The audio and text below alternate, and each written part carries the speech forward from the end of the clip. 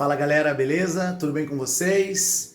E aí, curtiram as férias? Aproveitaram? Deram aquela descansadinha? Maravilha, hein? Eu sou o professor Rodolfo, diretamente do Instituto Rodolfão, voltando de férias para a gente seguir a gravação dos nossos vídeos de aulas de gramática, entendimento de texto, para a gente dar sequência aí aos nossos conteúdos, tá certo?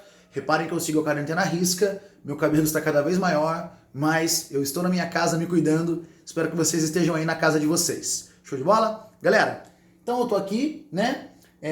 Um rolê que eu fiz aí nas férias com os meus amigos, vocês podem vê-los ali, né? É uma galera do barulho, rapaz. Onde a gente chega, a gente rouba a cena.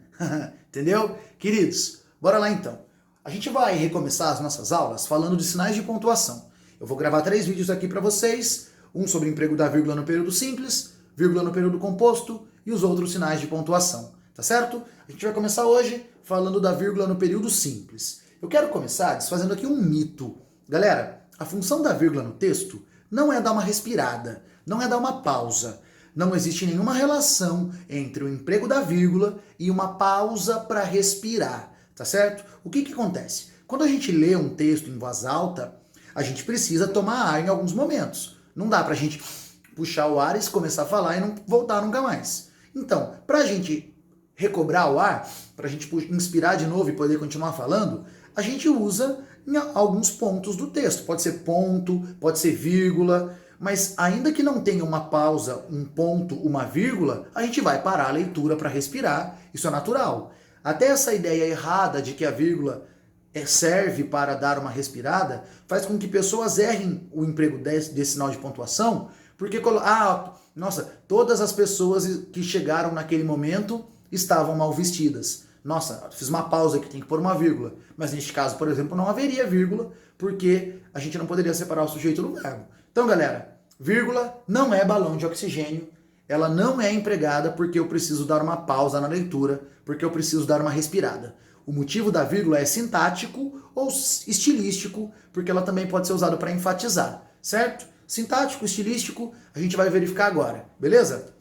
Assim, a função da vírgula no texto é indicar que palavras vizinhas, palavras justapostas, não têm relação de subordinação. Uma não está ligada diretamente à outra sintaticamente. Você vai entender isso muito claramente neste exemplo aqui, olha lá.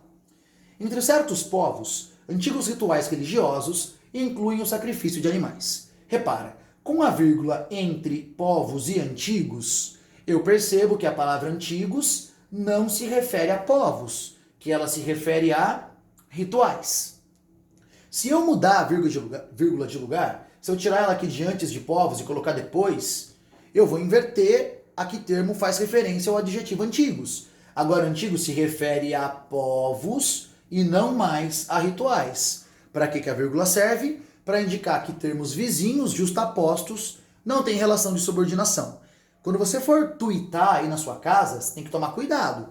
Olha o jovem aqui, que mancada que ele deu. Esqueci de dar boa noite. Galera, seguinte, com esta vírgula aqui, eu isolei o boa noite do verbo dar.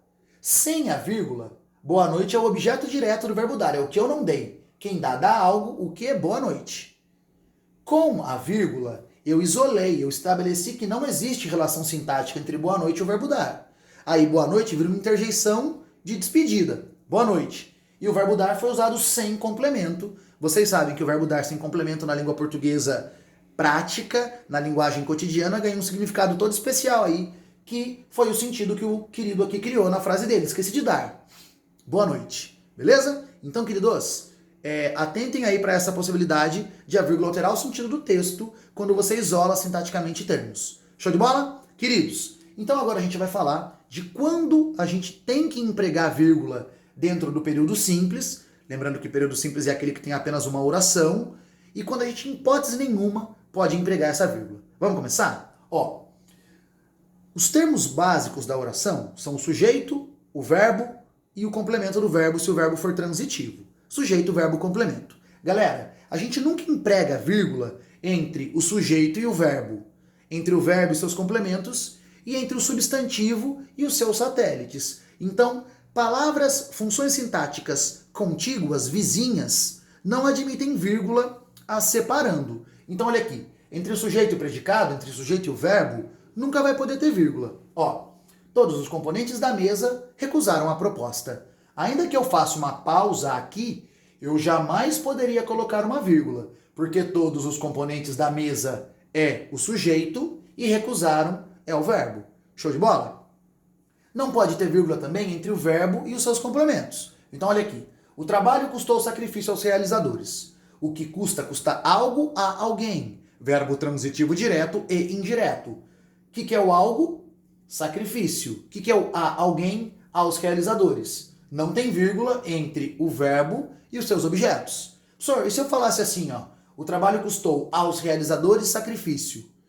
Algum aluno aí poderia colocar esse aos realizadores entre vírgulas, mas estaria errado, porque não tem uma ordem certa para os objetos. Então, o trabalho custou aos realizadores sacrifício também não deveria ter vírgula, porque não há vírgula entre o verbo e os seus objetos. Bem como não há vírgula entre o substantivo e os seus satélites, adjuntos e complementos nominais. Então, olha aqui. A intrigante resposta do mestre ao aluno despertou reações. Galera, resposta é um substantivo núcleo. A intrigante e do mestre são seus adjuntos adnominais. Não pode ter vírgula entre o substantivo e o adjunto adnominal. E ao aluno é um complemento nominal de resposta, que também não pode estar separado com vírgula. Então tudo isso aqui é o sujeito, e como esses termos são ligados diretamente ao substantivo resposta, não pode ter vírgula entre eles. E aqui eu posso colocar uma vírgula? Jamais, porque não tem vírgula entre o sujeito e o verbo. Então nunca tem vírgula entre o sujeito e o verbo e complemento, substantivo e seus satélites. E quando que tem vírgula então? Galera, quando eu intercalo algumas funções sintáticas entre o sujeito e o verbo e o complemento, eu tenho que marcar essa intercalação com vírgula. Então olha aqui. Ele com razão sustenta opinião contrária. Com razão é um adjunto adverbial de modo, é o modo como ele sustenta. Se o adjunto adverbial está no final da oração, eu até posso colocar vírgula por questões de ênfase, mas eu não preciso colocar. Então se a frase fosse ele sustenta opinião contrária com razão, eu não era obrigado a colocar vírgula no com razão, poderia colocar para enfatizá-lo. Agora, se eu intercalo entre o sujeito e o verbo, entre o verbo e o complemento, eu coloco vírgula. Então, ele, vírgula, com razão, vírgula, sustenta opinião contrária. Se ele tivesse aqui, também deveria estar entre vírgulas. Ele sustenta vírgula, com razão, vírgula, opinião contrária. Tem uma tendência da gramática moderna, especialmente em jornais, de quando o adjunto adverbial é curto, e eu me refiro aí a um adjunto adverbial de até 3 palavras, com razão, certamente. Por exemplo, de a gente não colocar vírgula quando ele está intercalado.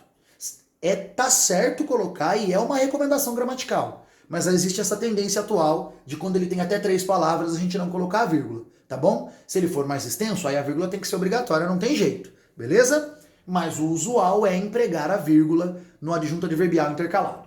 Galera, a conjunção é a palavrinha que introduz a oração. Então, se este portanto tivesse aqui no início, não precisaria de vírgula. Portanto, não há nenhum risco no negócio. Se eu tiro a conjunção do começo da oração e jogo para o meio, eu tenho que fazer intercalação, eu tenho que colocar a vírgula. Então, olha lá. Não há, portanto, nenhum risco no negócio.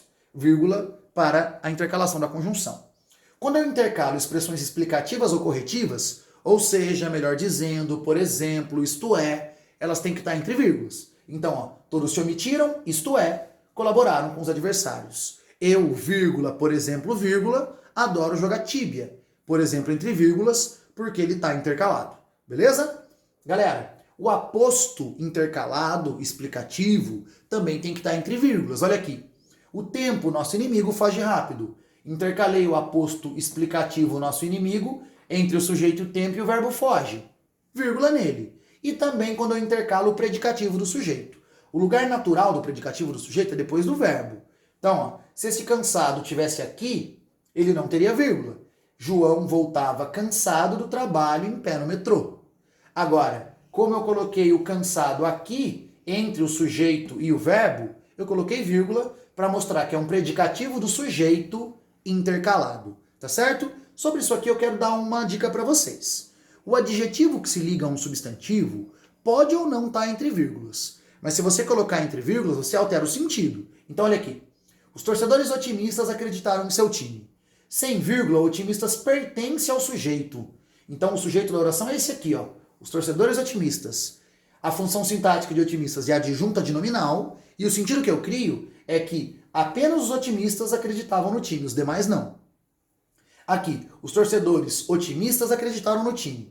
Entre vírgulas, eu estou avisando o leitor que eu tirei o otimistas daqui e trouxe para cá. Portanto, ele é um predicativo do sujeito e o sentido é que todos estavam otimistas e acreditavam no time. Coisa semelhante acontece aqui, ó. O jogador machucado caiu em campo. Pertence ao sujeito, adjunto adnominal. O sentido é que ele já estava machucado, era uma característica prévia dele, e naquele momento ele caiu no campo. Aqui com vírgula, predicativo do sujeito deslocado, marquei com vírgula para indicar isso, e o sentido é que naquele momento ele se machucou e caiu, certo? Então, um adjetivo ligado a um substantivo, eu preciso atentar aí para essa questão da vírgula ou não, porque isso altera o sentido. Galera, algumas inversões sintáticas também devem ser marcadas com vírgula, tá bom? Nem todas, tá? Por exemplo, o livro chegou o livro, eu fiz inversão sintática, mas não vou marcar com vírgula.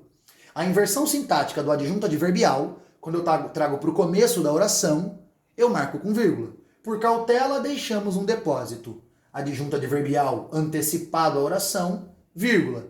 Aquele mesmo esqueminha de até 3 palavras, haver uma tendência jornalística contemporânea aí de não colocar a vírgula. Mas a recomendação é que se coloque. O objeto pleonástico. O que é objeto pleonástico mesmo? É aquele que eu repeti num pronome oblíquo. Então, olha aqui. Casos mais importantes, já os apresentei. Repeti o objeto aqui no os. Coloco vírgula. Objeto pleonástico antecipado à oração. Beleza? Aqui. O nome do lugar antecipado às datas. Típico de quando a gente vai fazer carta. São Carlos, vírgula, 10 de janeiro de 61. Tenho que colocar vírgula, essa ninguém erra. Então, essas inversões sintáticas aqui, do adjunto adverbial, do complemento pleonástico do nome de lugar, a gente marca com vírgula. Aí, enumerações. Enumerações tem que ter vírgula, certo? Enumerei itens, tenho que separá-los com vírgula. O livro estava sujo, rasgado, imprestável. E separei com vírgula os predicativos do sujeito coordenados aqui, enumerados. Aqui eu não coloquei e, por isso eu coloquei vírgula. Na enumeração, se eu colocar e, eu não coloco vírgula. Há casos em que a vírgula antes do e é o próximo vídeo que eu estou gravando para vocês aí. Galera, quando a gente faz elipse do verbo, também tem que ter vírgula. Sor, o que é elipse do verbo? Quando eu não coloco o verbo. Ó, nós trabalhamos com fatos, vocês com hipóteses. Repara que aqui, ó, era para eu ter colocado o verbo trabalhar, se eu fosse explicitar a informação. Nós trabalhamos com fatos, vocês trabalham com hipóteses. No lugar do verbo que eu não coloquei, eu coloco uma vírgula no lugar. Eu adoro futebol, você vôlei. Você, vírgula, vôlei, no lugar do verbo adorar. Por fim, para isolar o vocativo, o termo que eu uso para chamar alguém, o termo que eu uso para me referir diretamente ao interlocutor. Não demores tanto, meu filho. O termo que eu uso para chamar alguém tem que estar com vírgulas. Se você vai escrever aí no WhatsApp, oi mãe, tudo jóia? Se você for escrever de acordo com a gramática normativa, tem que ser oi, vírgula, mãe, vírgula, tudo jóia? O vocativo mãe tem que estar entre vírgulas. Galera, então dentro do período simples, essas são as regras para emprego de vírgula. Quando nunca tem, quando tem, inversões, intercalações, enumerações, elipse do verbo e vocativo. Tá certo, galera? Prazerzão reencontrá-los aí depois das nossas férias. Espero que vocês estejam bem. Beijo. E na dúvida, vai no slide do Rodolfão.